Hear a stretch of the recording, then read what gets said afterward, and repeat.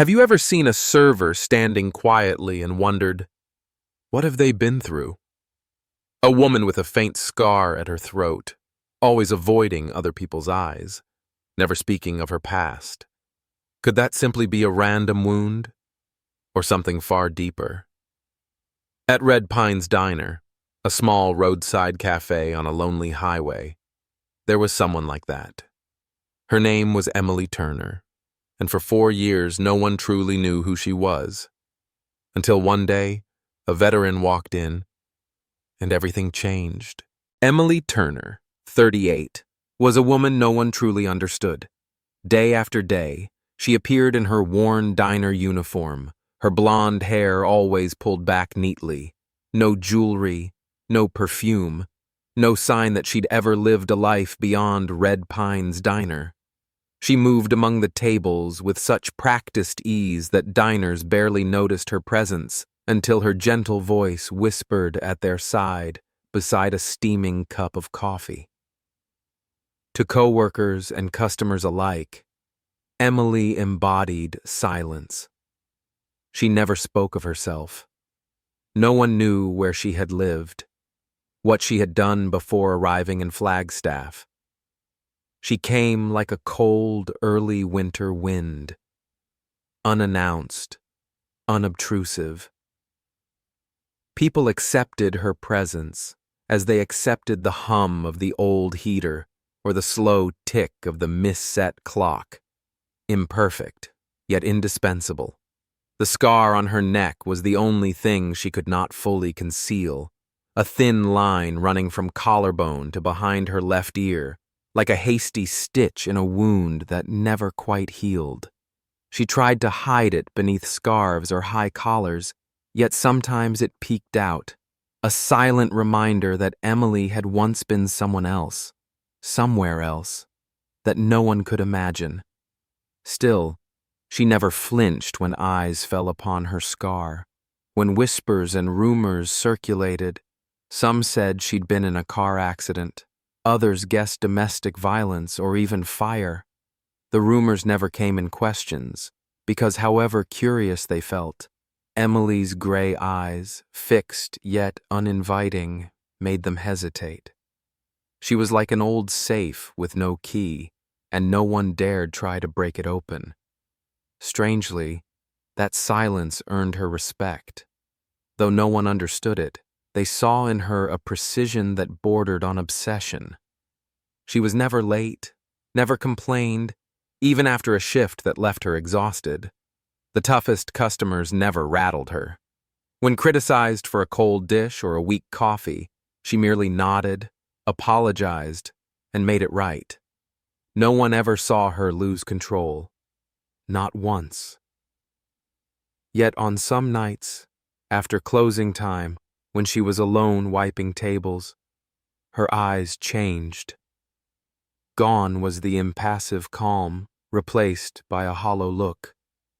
Her mind drifting to a place far away, where memories lay in irreparable shards. If anyone chanced to see then, they would feel a sadness so real and heavy, yet impossible to name. Emily lived alone in a small apartment behind the diner. No family, no friends, no social media. She was a silent shadow in a raucous town, someone people remembered only when in need of a confidant. And rarely did anyone pause to truly see her. Perhaps she preferred it that way. But everything began to shift one Tuesday morning when autumn's chill drifted through the cracks in the windows.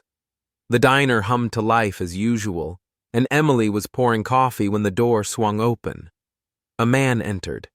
She didn't look up, just another customer.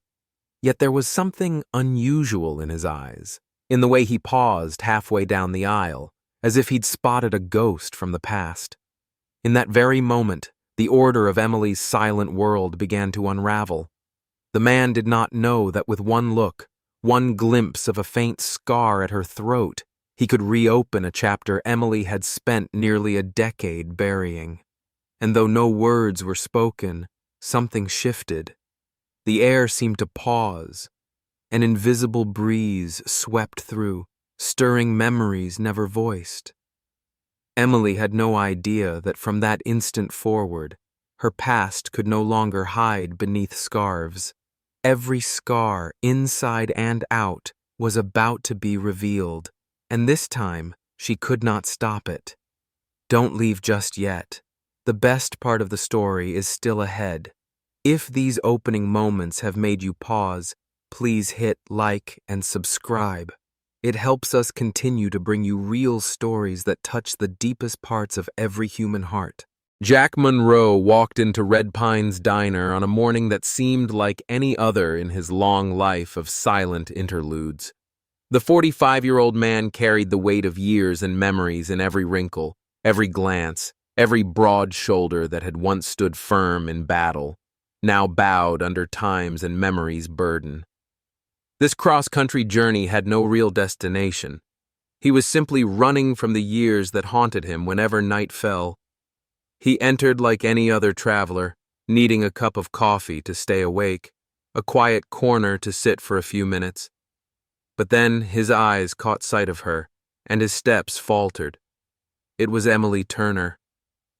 The woman moving among the tables, gentle and unseen, yet far from invisible. Something in the way she moved, in her meticulous gestures, in her calm presence, triggered something in him immediately, not from any past visits here, but from another place entirely, where time was measured not in hours, but in the fading beats of a wounded heart. He could not take his eyes off her. There was something in her posture, the slight tilt of her head when she heard an order, that made his own hands tremble. And then, as she turned away, a small section of her scarf slipped, revealing part of the scar on her neck. Long, faint, yet unmistakable. Jack needed no further proof. He had seen that scar before, in the flickering light of flares, amid dust and blood and the groans of comrades. He had seen that very scar on the neck of the medic who knelt beside him when death hovered just a breath away. Memory surged like a flood. Ghazni, Afghanistan, 2009. A bloody ambush. Their convoy struck.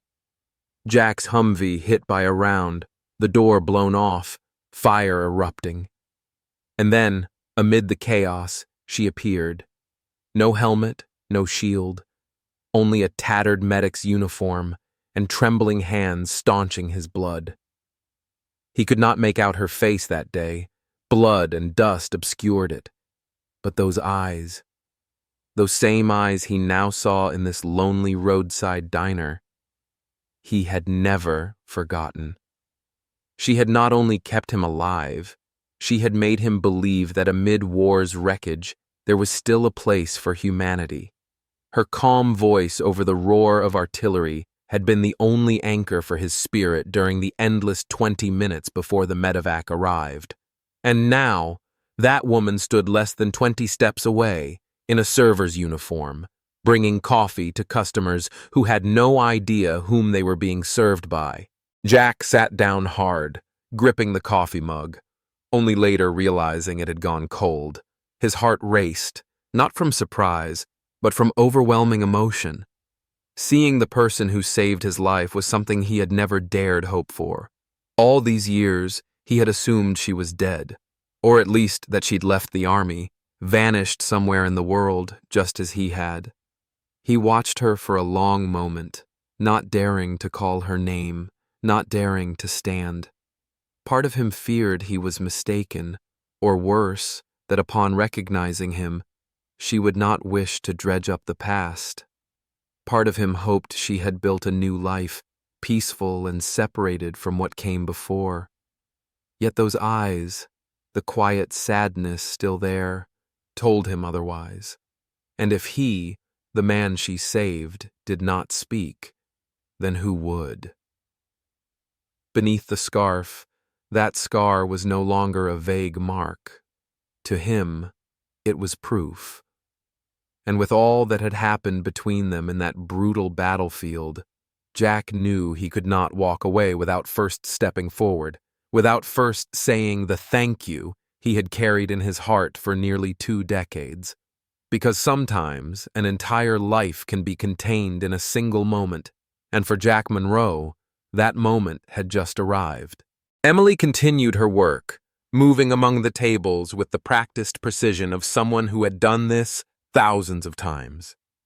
She carried a coffee pot, gently refilling it for an elderly patron engrossed in his newspaper, unaware that a pair of eyes tracked her every move from the corner of the room.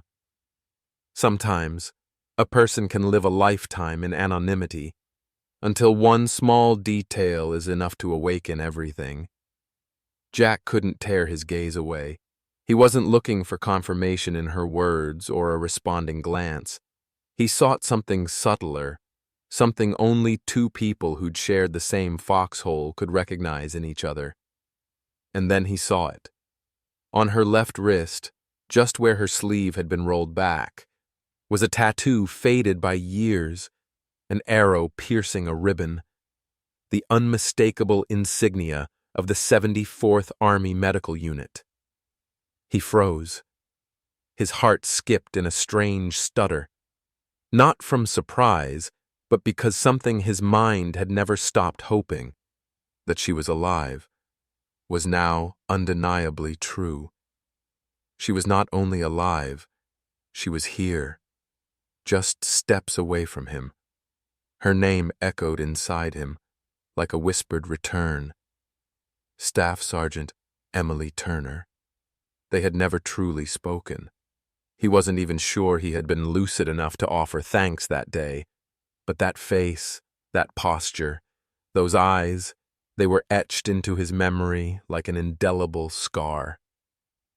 That night in 2009, in Ghazni, everything had happened too fast, too violently. Their convoy ambushed mere miles from the rendezvous. An RPG slammed into Jack's Humvee. The blast tore the vehicle apart, shattering glass, twisted steel, flames erupting like sudden fury. And then, amid the chaos, she emerged. No helmet, no shield, only a torn medic's smock and trembling hands staunching his bleeding. He could not make out her face. Blood and dust obscured it. But those eyes, the same eyes he now saw in this humble roadside diner, he had never forgotten. She had not only saved his life, she had given him faith that humanity survived amid war's ruins. Her calm voice over the roar of artillery had been the single tether holding his spirit through those interminable 20 minutes before the medevac arrived.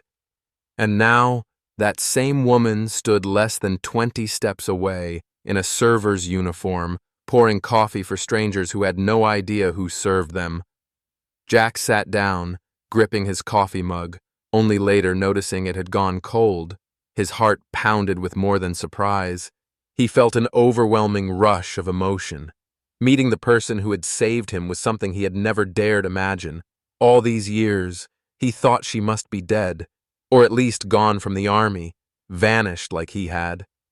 He watched her for a long, silent moment, afraid to call her name, afraid to rise, because part of him still feared he was mistaken, or worse, that once she recognized him, she would refuse to acknowledge that past. Part of him hoped she'd built a new life, at peace, far from memories. Yet those eyes, that quiet sorrow, persisted.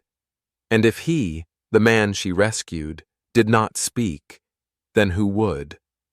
Beneath the scarf, that scar was no longer a vague mark. To him, it was proof. And after all that had passed between them on that brutal battlefield, Jack knew he could not leave without first stepping forward, without first saying the thank you he'd carried in his heart for nearly 2 decades. Because sometimes, an entire life is contained in a single moment, and for Jack Monroe, that moment had come. Dear viewers, take a moment to relax or sip some water before the next surprising turn. And let us know in the comments where you're watching from and what time it is there. It's always wonderful to see people joining us from around the world. Comment 1 if you found this story moving, so we can continue bringing you more heartfelt tales. Jack walked to the counter with deliberate slowness. Inside him raged a silent storm as ordinary steps became a journey through memory, guilt, and unspoken gratitude. He stood before her, not as the passing customer with a lukewarm coffee, but as the man bearing a buried past she had spent years hiding. Emily was polishing a glass, her practiced hands repeating the motion as reassurance. She did not look up until a soft voice spoke from before her. The question was neither loud nor hurried, yet it caused her to cease moving, her eyes lifted as though drawn by an invisible force. "You served in Ghazni, Afghanistan in 2009, didn't you?" For the first time in years, Emily did not know how to respond. Every nerve in her body tensed. That question did not come from mere curiosity. It came from a place she thought she would never revisit. Her gaze held his, searching for truth, and she found it. Certainty, no doubt. Seriousness, no flourish. Emotion, yet held in check. "How did you know that name?"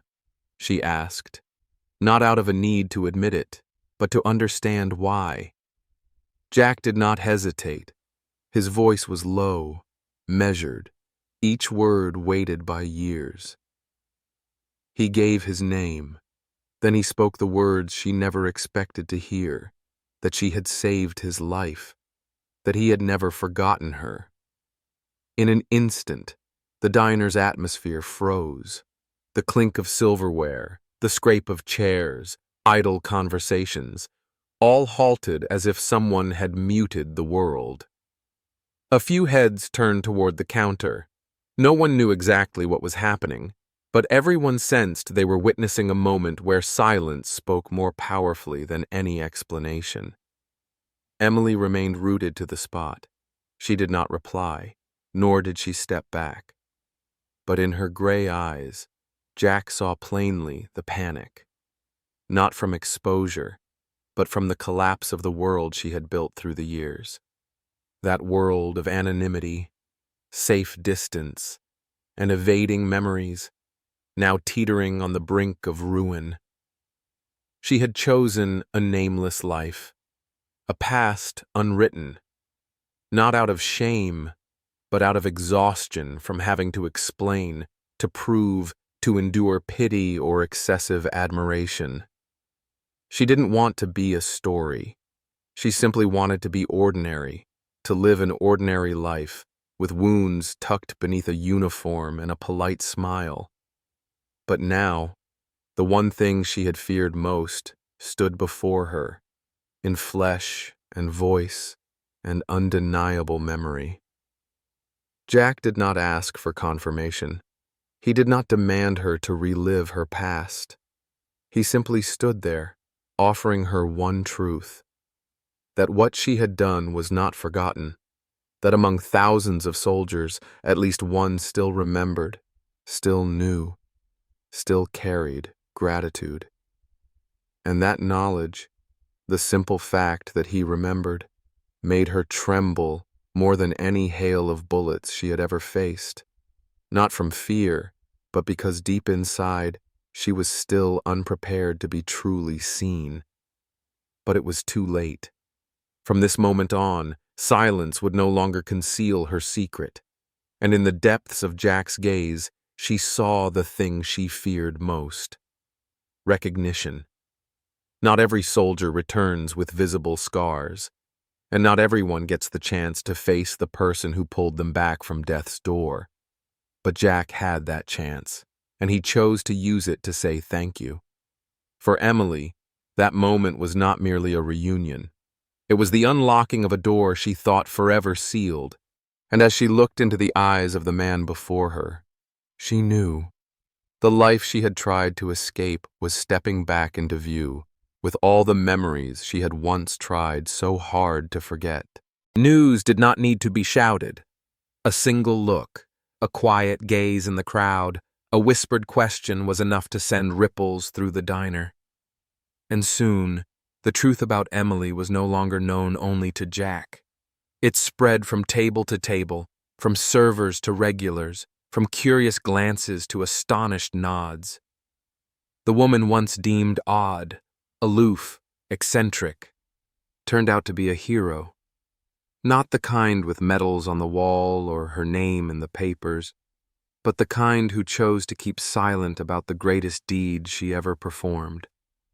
People began to remember how she always helped quietly, never demanded thanks, how she stood firm amid whispers, never once defending herself. And now, with the truth laid bare, those small acts became vast. They looked back at their own behavior, those judging stares, the harmless-sounding remarks, now cutting wounds without words. Apologies came from the least expected sources, those who once sneered, those who whispered behind her back, now bowed their heads in awkward regret. A few only dared to glance from afar, as if confronting something sacred they feared to touch. The owner, who had cared only for speed and efficiency, stepped out from the kitchen for the first time, his eyes brimming with sorrow. He told her to take a few days off, not out of obligation, but because she deserved time to breathe, to recover, to face a truth she had buried too long. Of course, she would be paid, yet more important was the respect. An old photograph, capturing a dusty moment of young soldiers beside a military vehicle, was framed and hung behind the counter.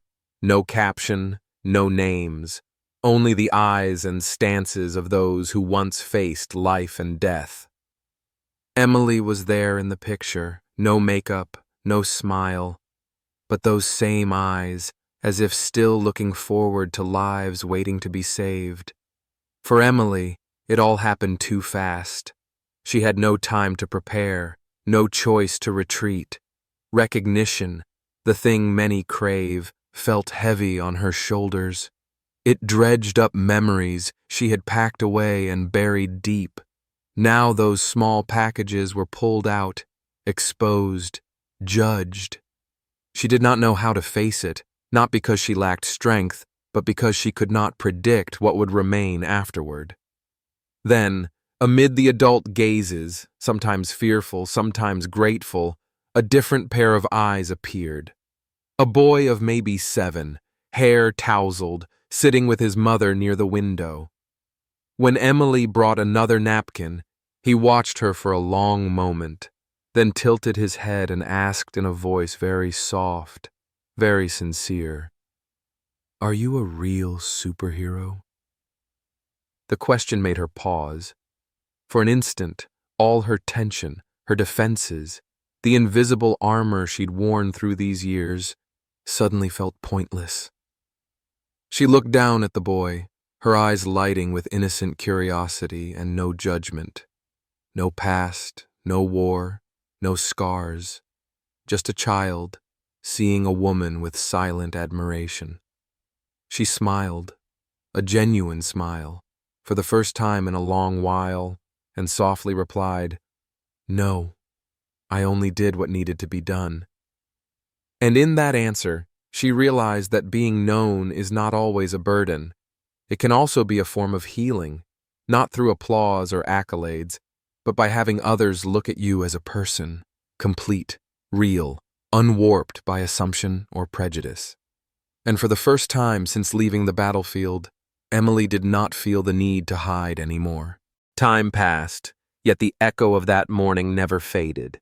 Red Pines Diner, once a quiet roadside stop, became a familiar gathering place for those who once donned uniforms, not because they needed coffee, but because they discovered something deeper, a place where understanding and compassion were not strangers. Emily no longer hid. She was no longer the silent shadow gliding behind the counter or the woman customers whispered about as they passed. She was now at the heart of the story, not to be exalted but to connect. Her scars remained, her memories had not vanished, but now they were no longer something to conceal. They had become bridges between people who once thought themselves alone. She began to participate in mental health support programs for veterans, small gatherings, discreet sharing sessions after hours. She, who once turned her back on all things military, now listened to stories she understood more deeply than anyone. No longer in the role of medic, but as someone who had lived through and survived it. Jack still dropped by, as regularly as a ritual needing no reason. He brought old stories, new friends, and a quiet affection Emily always sensed, but never named.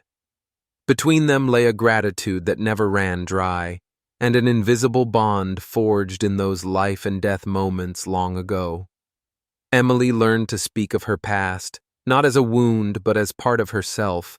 She no longer feared others' gazes, because she realized so many out there bore similar scars, yet none dared utter the first word. At a small local veterans meeting, she stood up, her hand trembling, her voice low yet steady. She said that there was a time she believed her duty had ended, that when she folded her uniform and left the barracks, she thought her service was over. But later she understood. Duty was not only on the battlefield, but also in staying to listen, to walk alongside those still fighting, in silence, in dreams, in days when no one could fathom that invisible loss. And from that day on, at Red Pine's Diner, the most important thing was no longer the perfect pancake or the steaming coffee. It was the stories told with a glance, a gentle nod, a hand placed reassuringly on a shoulder. It was the unspoken acknowledgement that, I'm here, I understand, and I won't leave you alone.